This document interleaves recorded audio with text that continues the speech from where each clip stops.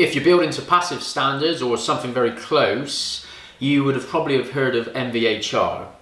But if you haven't, here's exactly what it is.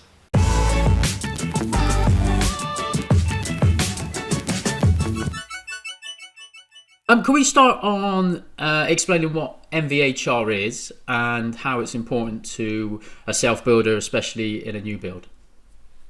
Yeah, absolutely. So MVHR essentially stands for mechanical ventilation with heat recovery. Over the past few decades, there's been multiple different ways to ventilate your home. Traditionally, it used to be by using trickle vents, maybe some mechanical extraction from the bathrooms. But as building practices have bettered over the years, the air tightness of homes has improved. Sticking a couple of holes above the windows is essentially undoing the work you've done. So having some form of purposeful ventilation is key, because the more you insulate, the poorer the air quality will become. And now that's done these days by MVHR systems, because the more you ventilate, the more you need to heat as well, because you're effectively getting rid of that heat in the house.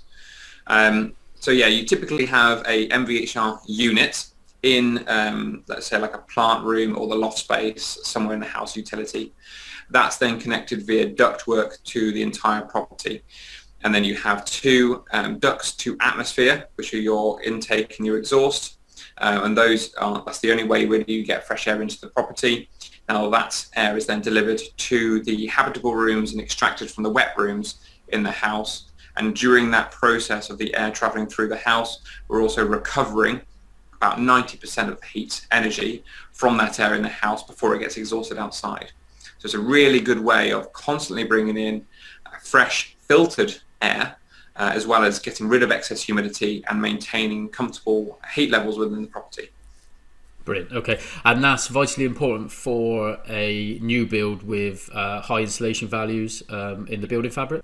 Crucially, yeah, because the whole point of having, say, like a passive house is to have a home which uses very little energy, and having a system which recovers the heat energy within the air is the vast majority of the energy expenditure in that home. I think in passive houses, at least around about 50% of that energy used by the home is in that heating.